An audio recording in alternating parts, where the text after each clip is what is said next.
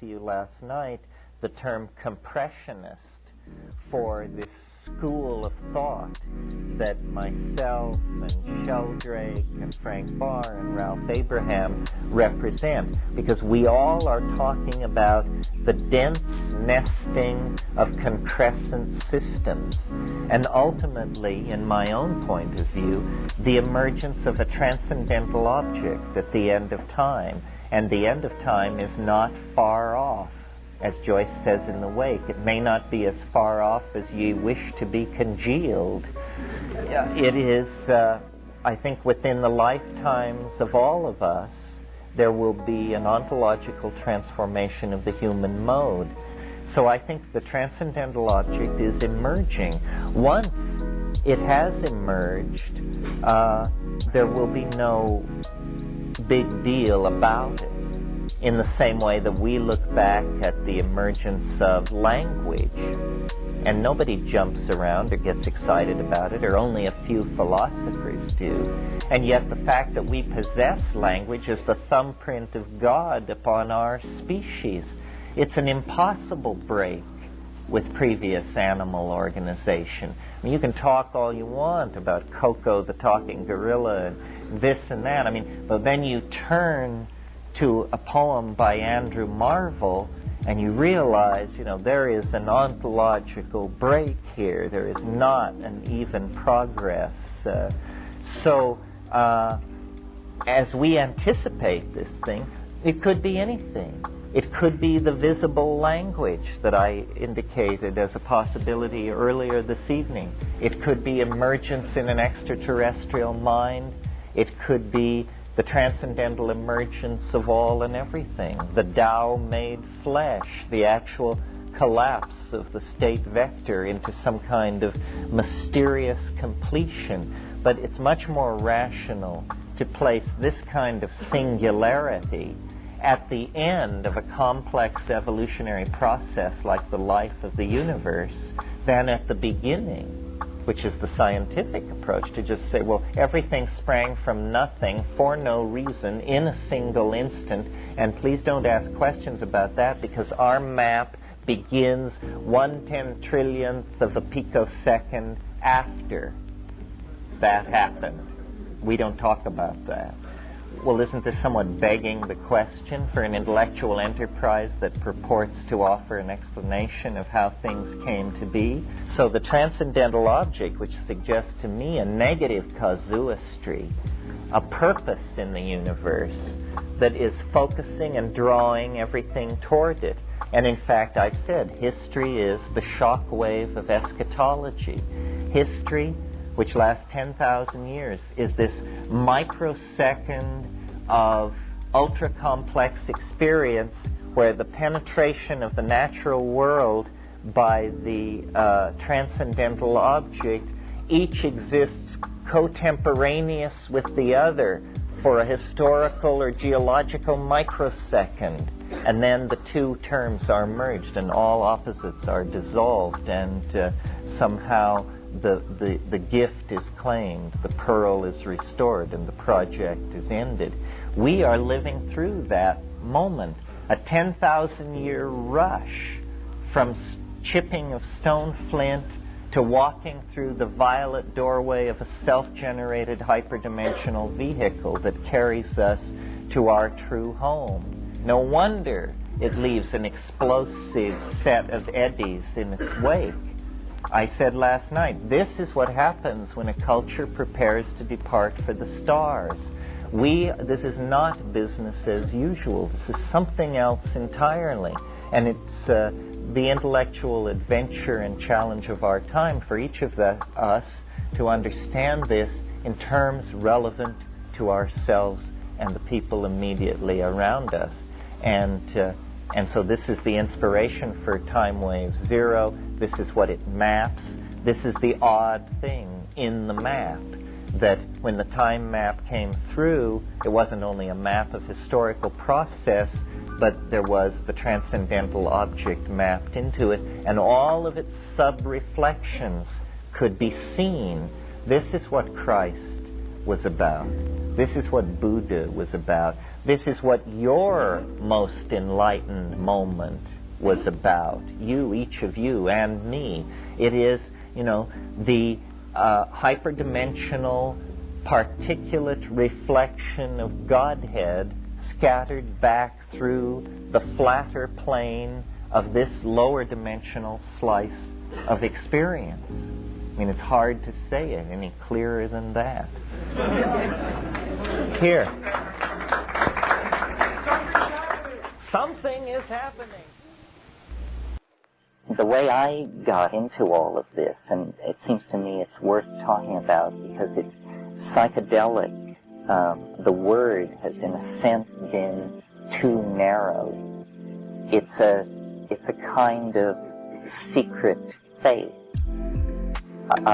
having to do with perception of the world, I think. I mean, I feel that I was psychedelic long before I knew anything about psychedelics, because what I was interested in as a child was nature and complexity, but not simply nature and complexity, but a certain visual suggestiveness of mystery. So I was like a beetle collector and a butterfly collector, and it was this pursuit of iridescence was actually what it was. And then years later, when I studied psychology and the brain, I read Sherrington's definition of consciousness as an iridescence upon matter, meaning an effect that when you shift the point of regarding slightly, the iridescence disappears. And I was, it's hard to even explain to myself, let alone to a room full of people, how much I cared about this kind of thing. I mean, how is it possible for a 9-year-old child to hold the image of one insect continuously in their mind for months as in almost a mystical epiphany because of how it looks, something about how it looks. And then, as I broadened my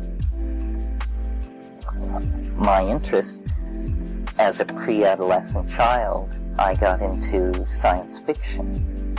And as I look back on it now, I see it was simply that it broke down barriers, conceptual barriers about what was possible, and that it was setting me up for this position vis-a-vis the input of the world, which was that I would entertain any idea but believe in nothing. And this is, I think, a very, if we're trying to actually talk about a psychedelic canon, this is a very central part of the psychedelic attitude toward the world, to entertain all possibilities, but to never commit to belief. Belief always being seen as a kind of trap. Because if you believe something, you're forever precluded from believing its opposite. So you have run a line down the center of the cognitive universe and divided things into the believable and the unbelievable. Well, if you know how a child lives in fantasy, and how fantasy then gives way, and gave way in my case, to science fiction. This is a kind of pre-psychedelic mindset that many, many people of my generation were experiencing as they came up through the Eisenhower years, which were spiritually a complete desert. But in these pulp magazines, beneath the surface of consciousness, notice throughout this month how much of what is important to what we're talking about goes on in the non-sanctioned corners of the culture. Pulp literature, cults, unsanctioned gatherings of friends, rock and roll, all of these areas where the emotional content of the culture is allowed to come to rest are somewhat off limits. Into adolescence, this cognition-breaking, iridescence-pursuing thing came directly up against Eros, which was, a complete new dimension for the goggle-eyed terror of the science fairs to be plunged into, which was myself. And, women, sexuality, social signaling, intense emotion, all of this, and everyone experiences this. In a sense, sexuality is the built-in psychedelic experience that only a very few people manage to evade. Because, we may like to think that we are rational animals, but for purposes of biology, a whole set of completely irrational programs have been built in that just can take, a professor of Indo-European grammar and turn him into a haunted figure pursuing chorus girls, or any of the other 50,000 variations on that theme. So Eros is an ego-overwhelming, boundary-dissolving, breakthrough-creating force scripted into human life that is pretty intrinsically psychedelic. And I think that, I don't really understand how all this works at all. But when you get very deep in, especially on some of these tryptamines, you brush up against some kind of, it's hard to even put words to it, but it's erotic. It's a potential within the concept of Eros that is almost too much to bear. And it almost seems to imply that what we call erotic sensibility is a kind of lower dimensional slice of some higher dimensional reality that our feelings are trying to carry us into. This is sort of an aside on that, but one of the interesting things about psychedelics, and I now speak of the compounds themselves, is, especially the plants, is they have a certain fascination with where the genes go and will pair people across great lines of improbability. In other words, it's almost as though the biological control which is exerted on this mammalian species by the mushroom is actually, at the materialistic level, a control of who has children by whom, which means the control of the evolution of gene lines. I maintain this is why the place most people feel magic in their own lives, even the most humdrum people feel magic in their lives, is in the matter of mate selection. Because, I was just down in the baths and heard a story this morning where a man said, I had a happy marriage for 7 years. It was perfect, and I run some kind of a company, and one day I got a telephone call. Someone wanted to sell me a new line of nails. And I knew when I heard the voice on the other end that my marriage was ruined and that I would follow this voice and possess this woman and so forth and so on, which he had done, for better or worse. Well, this kind of thing, where the most staid lives can be skewed off in other directions, is, in the old style of talking about it, it's an eruption of the unconscious. But where psychedelics are involved, it seems to be more a winnowing of the genes. So sex obviously has this deep, complex, multi-meaninged kind of feel about it that pretty much the rest of reality for most people doesn't, I think. The next step in my own evolution, and I feel like I am simply the fortunate beneficiary of a series of random events which were very fortuitous from my own point of view. In other words, that without having a whole lot of sense and with very little foresight, I very fortunately found myself in a lot of right places at a lot of right times. And the place I went after adolescence was political awareness and the discovery of what it meant. You know, the goggle-eyed kid had conquered, or at least had had a brush with the feminine, but then the next great item on the agenda was the community. And I was in Berkeley for the street uprising in 1968 and learned what a revolution is, not what it is from the point of view of the history books or the 11 o'clock news, but what it feels like, what it actually feels like to take and hold a place that's been denied you against the state. And what I learned from that, I think, is that one of the core elements of this psychedelic thing is freedom on the broadest scale. I mean, it truly is, and you will hear me use this phrase over and over again, boundary dissolving. And that's almost, for me, synonymous with freedom. This is what we want to do. We want to dissolve boundaries between the rich and the poor, the feminine and the masculine, the living and the dead. All boundaries do dissolve in psychedelic experience. And the social metaphor that captures this is revolution. Revolution is an eruption from the unconscious. It is not a reasonable thing. It has a logic of its own. It's as though the overmind reaches down into the mechanics of political process and says, no, it won't be that way. It will be this way. And, as you watch this thing in China unfold, the revolution that I went through was child's play. But the revolution going on in China is about consciousness.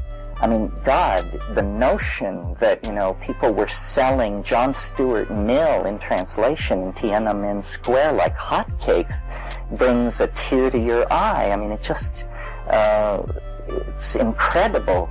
And as I said on Friday, the psychedelic dimension lies directly ahead of us. It is permission for cognition, permission for revolution and resolution of the contradictions that have emerged out of 500 years, 1,000 years of practicing culture in this particular way that we've been doing. It just doesn't work. Well, Abby Hoffman said that the first duty of a revolutionary is to survive. And so my political career reached a point where I had to choose between exile and martyrdom. Hope that you should be so lucky, because both choices are heroic, you see. But I chose exile, which brings me to the next of these psychedelic metaphors, or these psychedelic styles that have nothing to do with the compounds, and that is travel. Travel.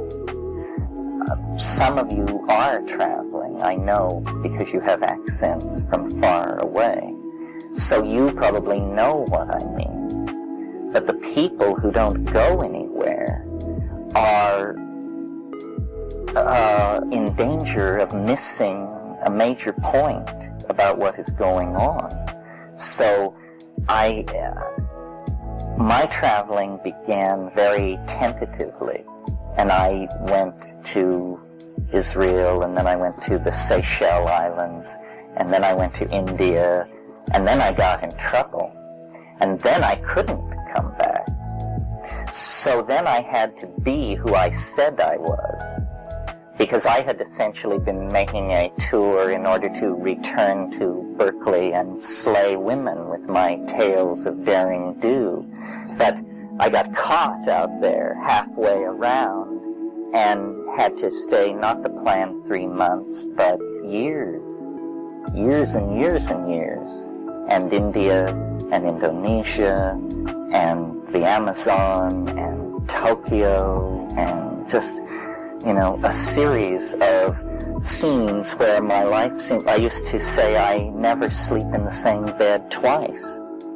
I also came to realize then that what happened to me in 10 days was more than happened to my friends back at home in a year. Because I would see, 3 countries, 5 cities, 18 ecosystems, 5 cuisines, so forth and so on, in 2 weeks. And for them, they were living out some kind of machine-like existence. Nothing is as boundary dissolving as, except psychedelic compounds, as travel. Travel is really up there. I mean, go to these places. There are many, many places, and they are not to be taken at face value. They are parts of your own psyche. They are syntactical intersections of intentionality and cognition. The fact that you have to fly there on KLM is only incidental, you see.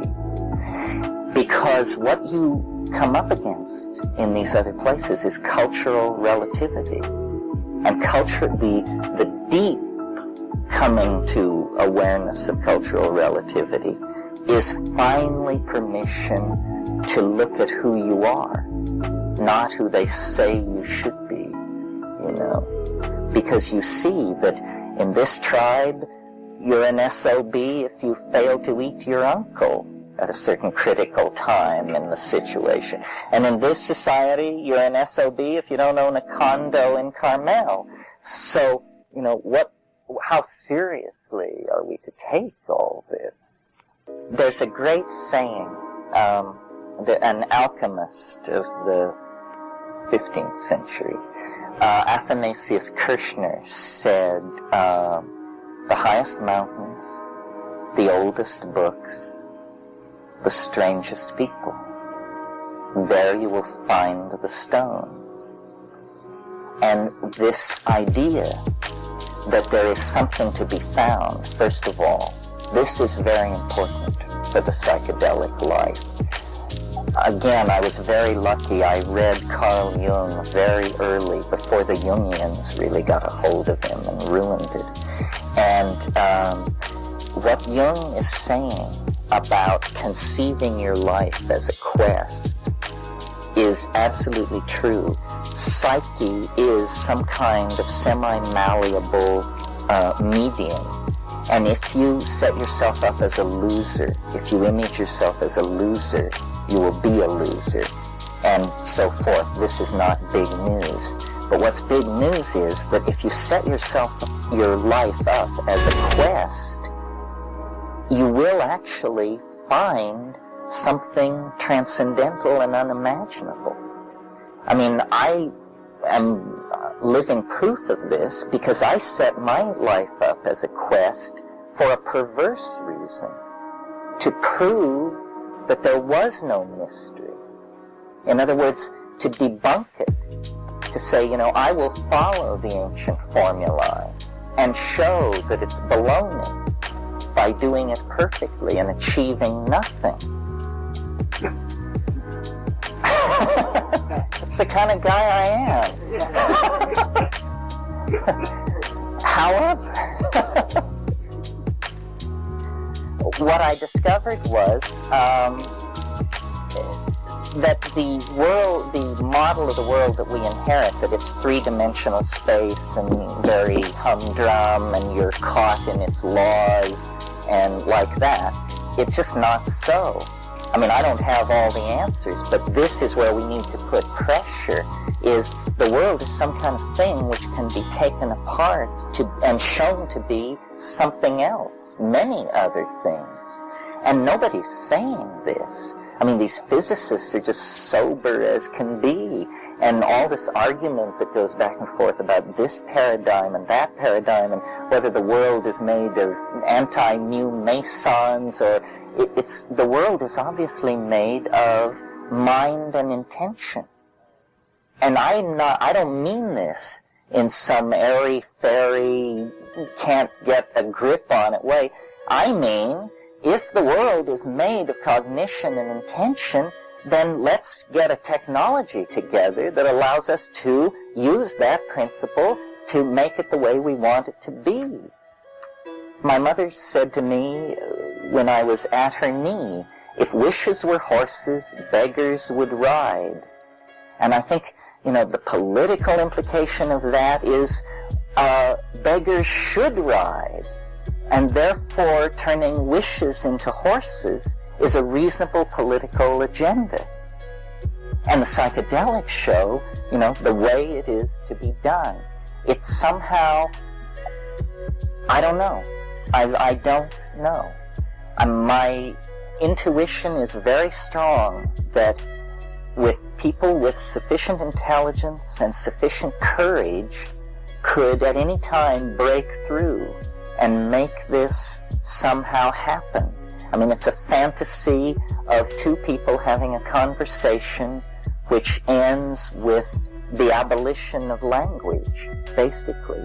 In other words, turn the tools upon themselves and unscrew everything and lay it out and look at it, and then rebuild it the way we want to.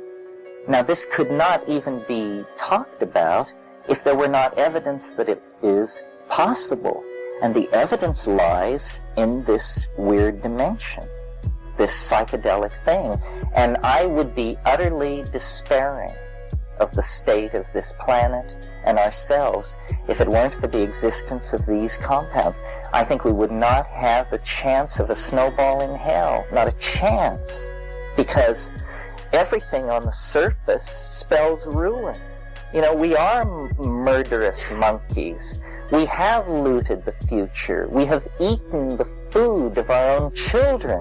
This is the kind of crowd we are. And yet,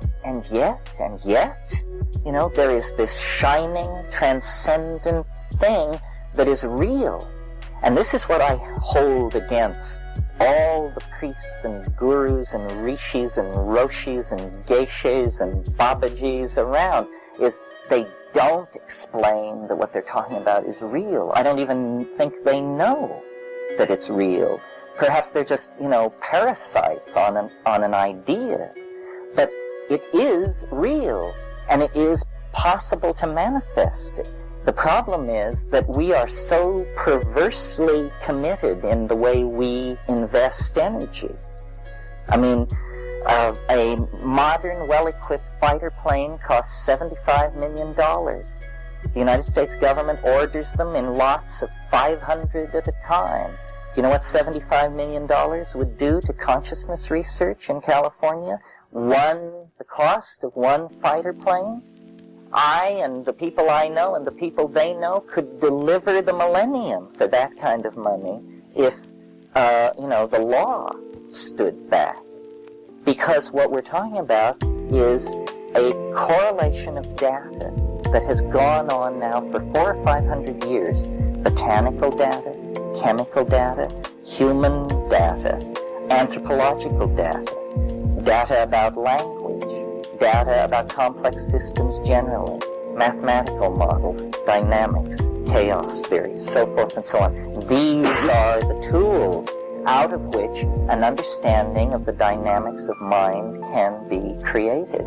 And creating an understanding of the dynamics of mind is the way out of the political logjam.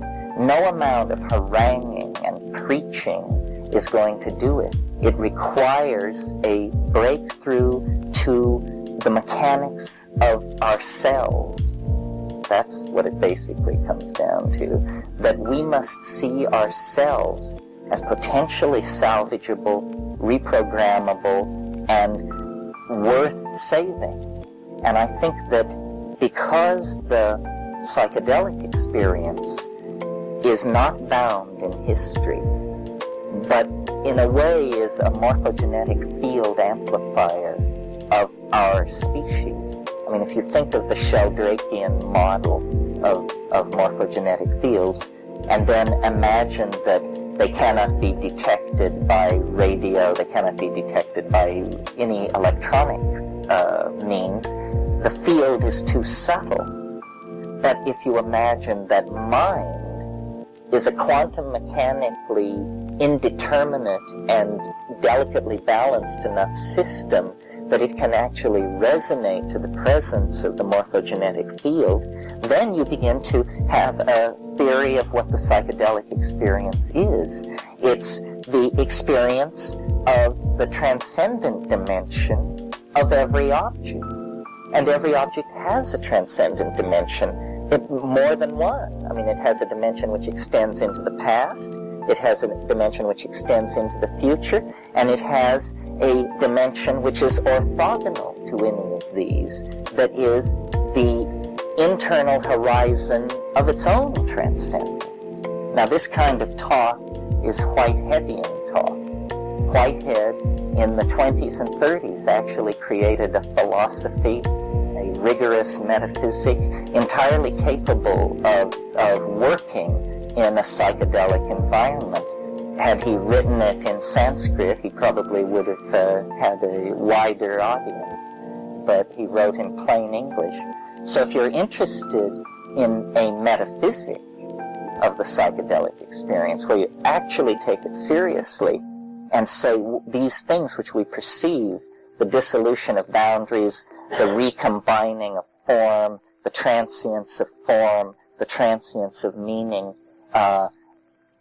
the coming together of actual events in a real world and the dissolution of those events into a world of potentiality. This is all Whitehead type stuff. Some of you may know the notion of memes. A meme is the smallest unit of an idea. It's to ideas what genes are to biology. And memes compete in the same way that genes are competitive in an environment. A meme can be copied. I can tell you something and you can tell someone else. The meme has been copied. A meme can be repeated. I can say the same thing over and over again to different people who then copy it and take it away. But in the same sense as a gene is only effective if it remains faithful to its original, the meme must remain faithful to its original. And the only way we can correctly copy these memes and pass them among ourselves is through clarity of understanding. So it's always this pressure on clarity. Nothing should be ambiguous. I don't believe in it. You know, I believe that understanding passes everywhere, and that a thing is not existentially apprehended in some sense until it is understood. And as far as what understanding is, it's simple. It's nothing more than the perception of connecting pattern. So that here is a data field. Could be a beach full of people or a great corporation or the history of England. A data field. What patterns do you perceive in it? The more patterns you perceive in it, the more you understand it.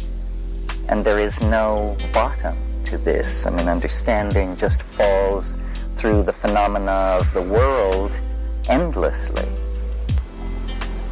Essentially, it's about communication.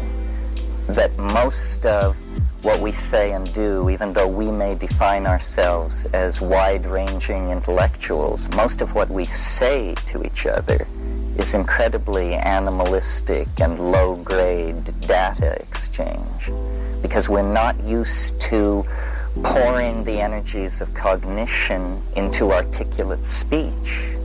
We just tend not to do that. But actually, it's at this stage of things the closest we can get to hardwired telepathy. You know, honest, straight talk that draws from as deep as it as it can, and a search for, well, Blake said this thing, let's see if I can get it right. He said, the truth, if it is told so that it is understood, must be believed. In other words, if you hear it and you understand it and it's so, you will automatically give allegiance to it. This is because we resonate with some kind of ground of being that is below the speakable and yet supporting it. So the idea here will be to try and communicate between ourselves to create a slightly different kind of reality than everybody else is hanging out in.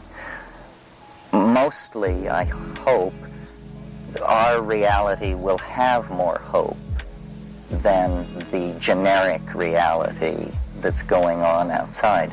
Because I think that there's a lot of data on the table now, more information than ever before.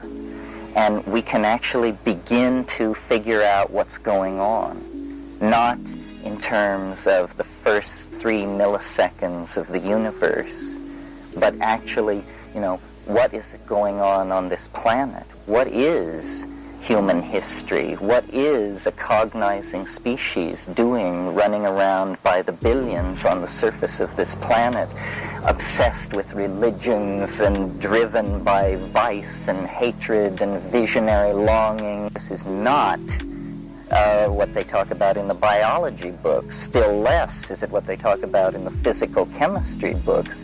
And something has torn loose on the surface of this planet, and we are embedded in it, and we are it, and it is sweeping us and all life on this planet into some kind of apotheosis, some kind of shit-hit-the-fan situation where all the hopes and dreams and fears and obsessions are going to be held up to some kind of transcendental inspection.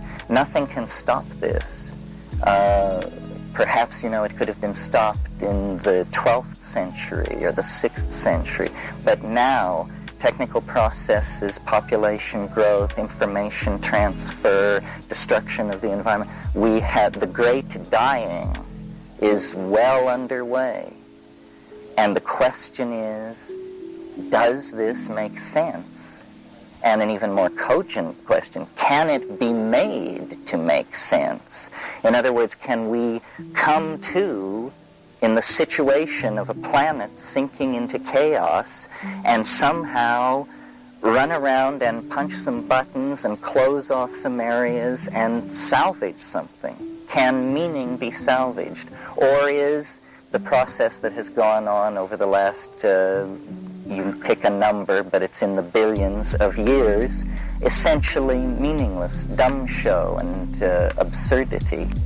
The really freaky thing about this, I think, is that it's not clear, that it seems to rest in the domain of human decision, that the universe is not at all what we suppose it to be, and that we are in effect presented with a 3-dimensional, 4-dimensional, 11-dimensional koan, a labyrinth, a puzzle, a kind of conundrum which has to be cut through.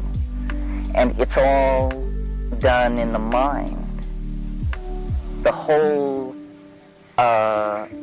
apparent world is actually syntactical in nature. This is what they don't tell you in the philosophy departments or the physics departments, that the universe is made of words, and that there has to be a speaker and there has to be a hearer.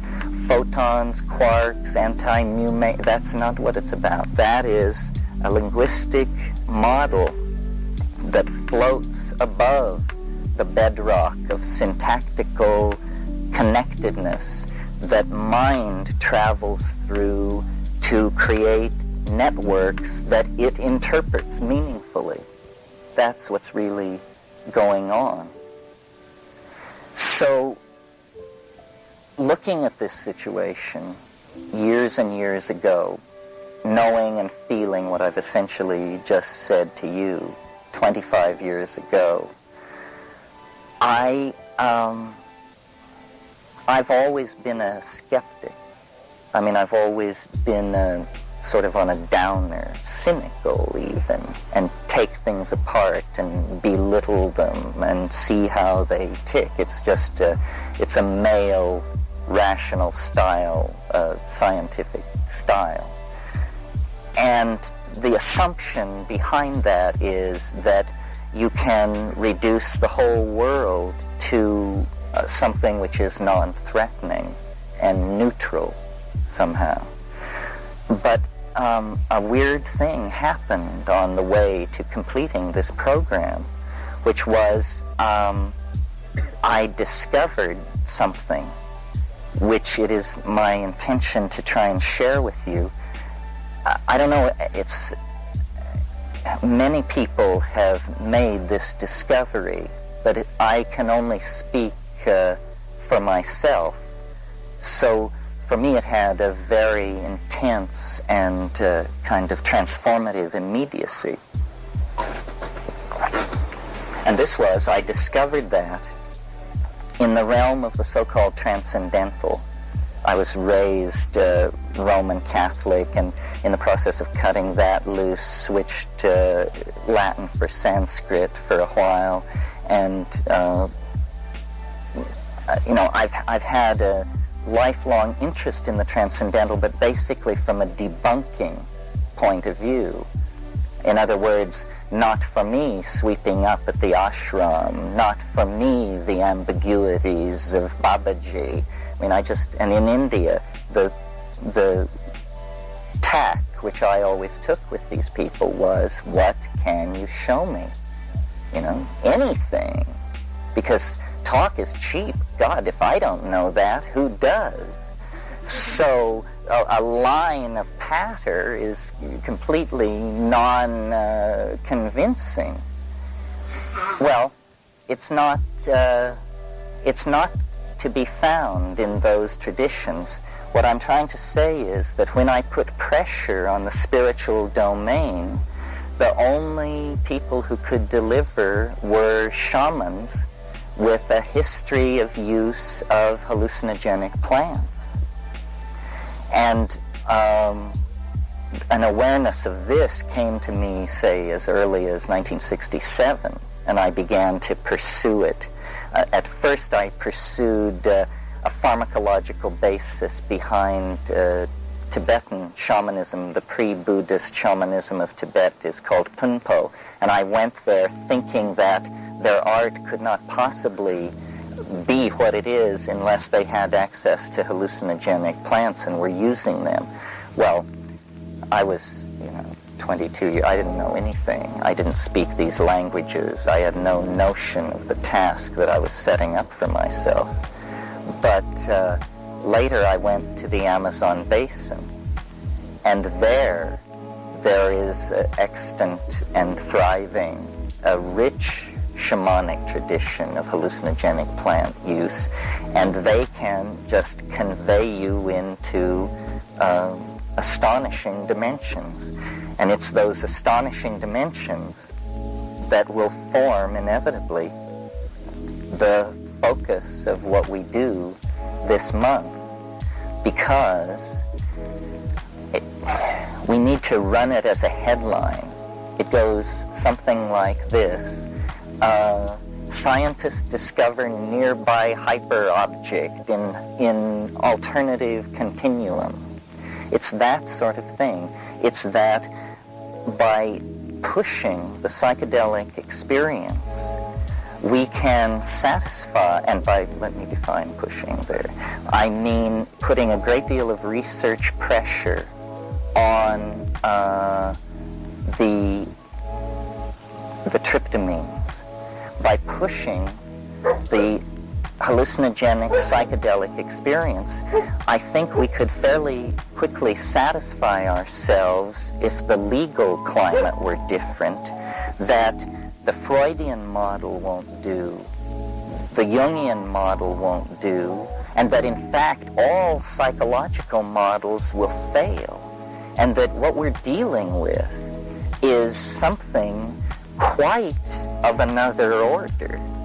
And I am not one to reach for, the metaphors of spirit with the connotation of moral opprobrium and all that, but there is a dimension which is accessible to each and every one of us. This is the primary thing about it. It's accessible, that is so appallingly, titanically, and bizarrely different than the continuum that we're currently residing in, that it seems to throw doubt on the entire effort to understand the world as it's been carried out over the past 1,500 years.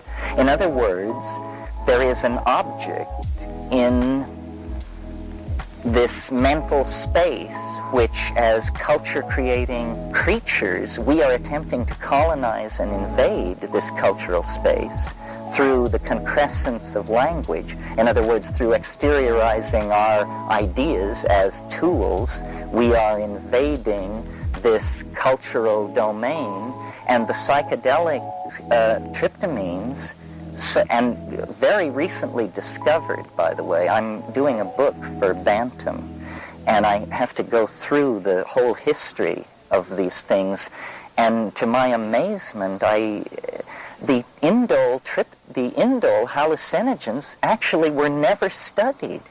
LSD was invented in 1938. They put it on the shelf for 5 years. Then the guy took it, Hoffman.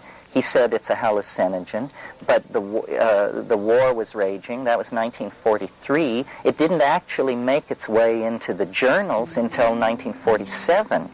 Then, from 47 to roughly 65, there was a great deal of interest in LSD and research on it. Then that ended with it becoming illegal. Meantime, psilocybin, DMT, and the beta-carbolines, the number of articles and papers published on these things numbers in the dozens. In the case of DMT, it's under 10.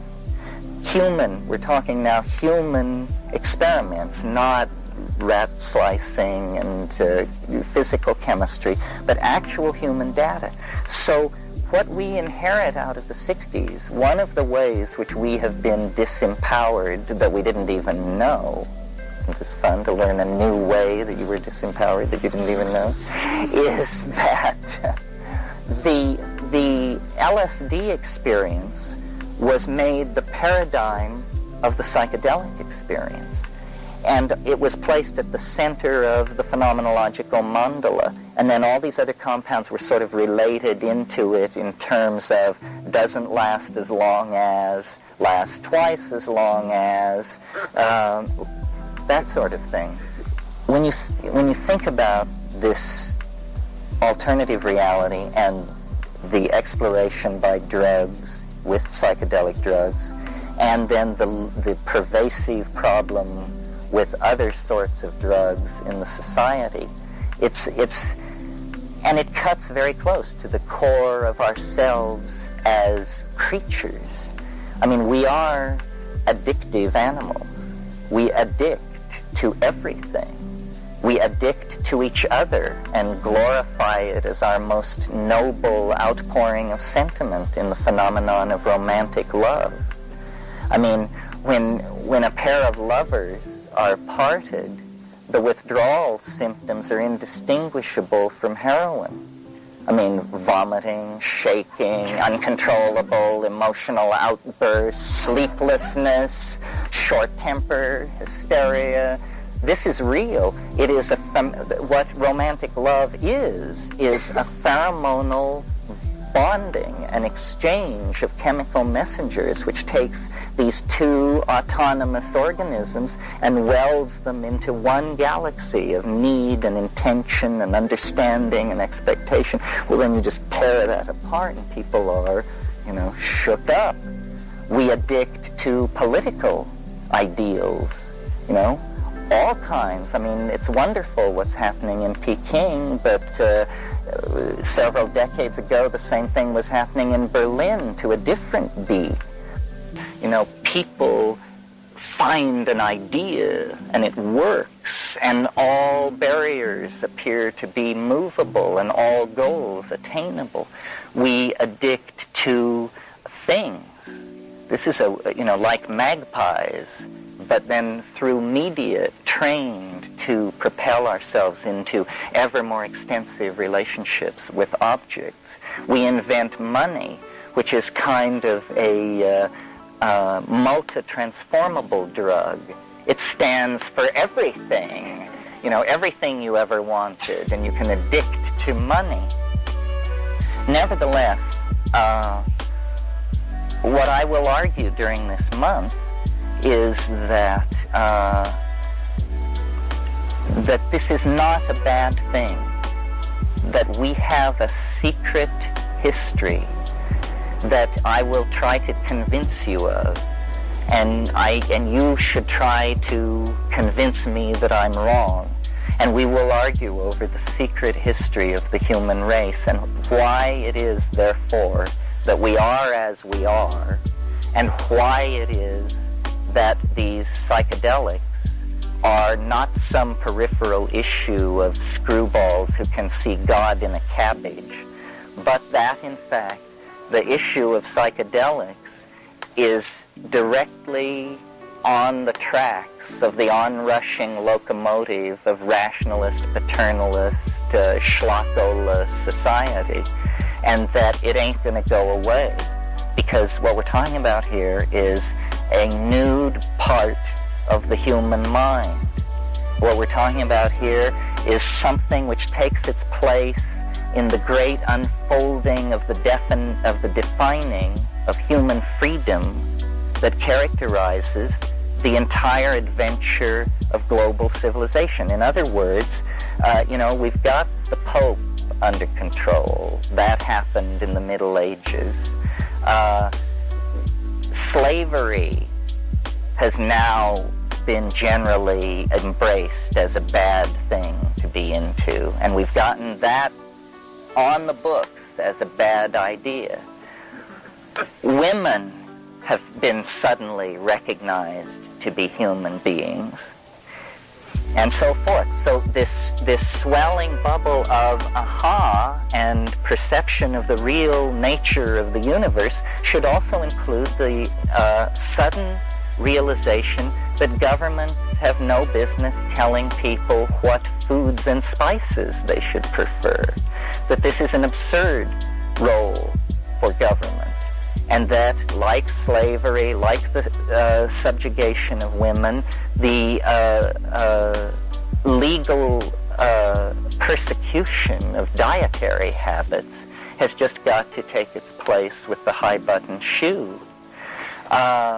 And we will talk a lot about the consequences of this. What does it mean? Because you see, what the government would have us believe, and perhaps believes itself, although I doubt it, is that we would return to the beast. That's all. We would just shoot junk and toot blow and flop around in ruinous orgies until hell froze over. And they, wiser, sterner, more disciplined than ourselves, represent the edifice of moral authority. This is a I'm doing it for your own good trip, see? And actually, this is all hypocrisy, and we will talk about that, the roles of governments in the promulgation of drugs and drug cartels, and how, this is what I learned doing this book for Bantam, is that drugs have always been there and have always been manipulated by governments. I mean, this is almost what money was invented for, was to do dope deals. And, I'll show you what I mean as we get into it. But I want to return for a minute to the transcendental object, because that's the part which gets me off the most. it's taken me a long time to believe what was actually happening, in that I always said I could believe it if I read it in the newspaper, but I can't believe it because it's happening to me, or it's happening so near to me. But I just, it hardly now seems to matter. And what we just have to do is to try and talk frankly based on the experience which each of us brings to this about, the thing. How much of it have you seen? Well, what do you think? How does it cast its shadow into your life? What is it? Because I talk on these subjects, I am a sort of a nexus point for information, and I gather stories, and I see that, science and rational philosophy and all that stuff is going on over here quite to its heart's content, while hundreds and hundreds, if not thousands and thousands of people, exactly like ourselves, are logging in these experiences, which are, absolutely off the scale. And I just don't, there are a lot of people having problems. People abducted by UFOs, people visited by Whitley Strieber's triangle face. That's not where I'm coming from. I have nothing but scorn for all weird ideas other than my own.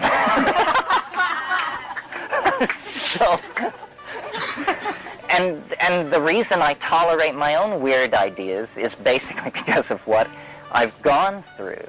I would never believe it if I hadn't seen it.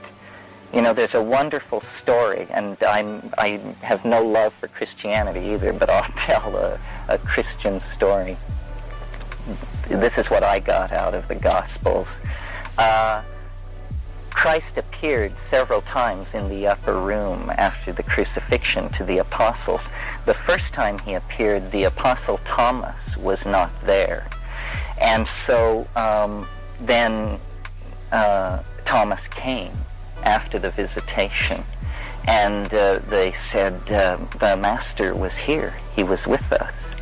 And Thomas said, bullshit.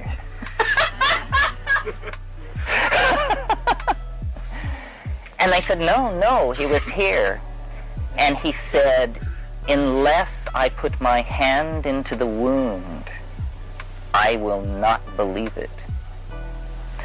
So time passed, and Christ came again to the upper room. And Thomas was there among the other apostles. And Christ said, Thomas, come forward. Put your hand into the wound. And he did. And he did. Now, the conclusion that I draw from this story is, alone of all human beings in human history, Thomas the doubter touched the incorporeal, resurrected body of Christ. Only the doubter was allowed that privilege. For everybody else, the show. And I just take that absolutely seriously. I think that God, or he, she, or it, loves the doubter and prepares treasures in paradise for the doubter that eclipse anything. And the method has worked for me. And I have seen absolutely astonishing things. I'm sure many of you have too. I have seen things where I had perfect confidence that no human being had ever laid eyes on these places before. And I'm sure you have too, because that's how big it is in there. It is, the further in you go, the bigger it gets. We are like monkeys sitting in the presence of a flying saucer whose doorway has just been flung open. This is what we need to become conscious of. We need to dissolve the assumptions of the culture. And this is why LSD was so terrifying, because I firmly believe that one of the things psychedelics do is they dissolve cultural assumptions. It doesn't matter whether you're a member of the Politburo or a go-go dancer in Berlin or a professor of agronomy in Kansas. You will doubt your beliefs and your world if you take psychedelics. This is good. We need to dissolve our cultural conditioning and try to get down to brass tacks, because I'm convinced that reality is a tinker toy set that we can learn to take apart and put together in completely different ways. And we're going to have to pull some real rabbits out of the hat, or the planet is just going to pour over the edge into chaos.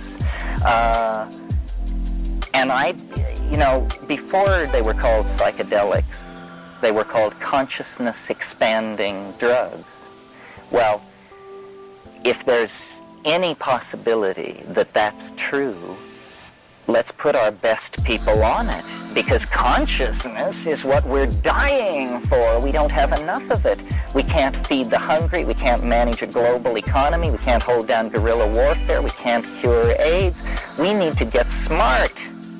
And if this stuff has anything to do with getting smart on any level, even for 1 in 1,000 of those who use it, pour it on. We can't stand around like a bunch of nitwits just watching the planet burn down around us. Now, it's very touchy, this whole thing, because it is literally and perhaps metaphorically as well illegal, forbidden territory. We're like South Pacific Islanders. We have taboos, Bring this plant into your house and you must go away to the big slammer for a while. This is a taboo. My position, which I don't suppose I should say I advocated, because as I understand it, that's one higher level of federal crime. So here is my position, but I don't advocate it. Is that, people should be able to do whatever they damn well please. That government is for the convenience of people. And in particular, in the United States, we already have in place a clause which says life, liberty, and the pursuit of happiness are inalienable rights. Inalienable. That means government cannot interfere with these rights. Well, pursuit of happiness, I don't think you have to be a shyster to believe that pursuit of happiness covers experimenting with psychedelic substances. Seems to me perfectly clear. I think that, part of what I do as I speak around, and I suppose I should say it here because I imagine some of you will end up psychotherapists or are psychotherapists, is that, without an understanding and a familiarity of the psychedelic experience, you should be sued for fraud if you're practicing psychotherapy, because the dynamics of the mind, isn't that what psychotherapy is about? Well, you know this much unless you have had a variety of psychedelic experiences. That's where the confirmation of all this theory is, and that's where you find out what you're running from. It isn't that it is a psychotomimetic, as the government researchers hoped it would turn out to be. It's simply that it plays all the changes. It pulls out the stops and it plays in the major and the minor keys, and you see it all. This is indispensable for psychotherapy. And if you look at the cure statistics on alcoholism with LSD, it's phenomenal before LSD was made illegal. Now, I understand, I don't believe these are chemical cures to drug dependency. That isn't how it works. It works like this. You take LSD, you're an alcoholic or a junkie. You take LSD, all your illusions and defenses are dissolved. You see that you're killing yourself and that you're a pathetic wretch and that you're destroying yourself and the people around you. And then you come down. And out of that experience, you existentially draw, in some cases, the power, the self-will, and the motivation to change your behavior.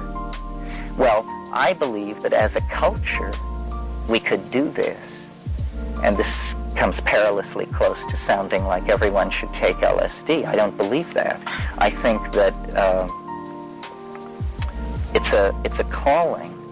It's a kind of a profession. It's, well, shamanism is the best model.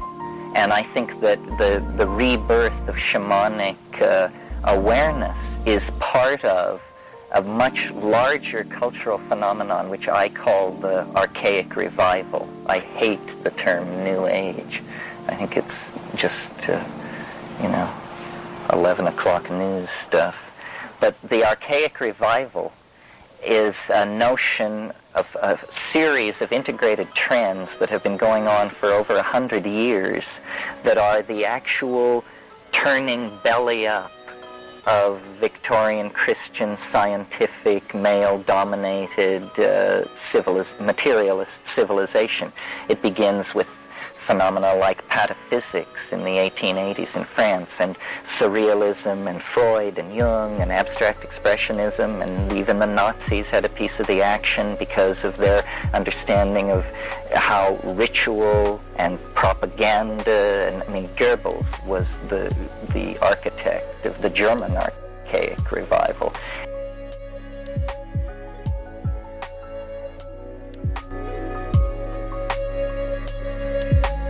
Trajectory projecting hyperspatial information, injecting Illuminati's simulations locked and loaded.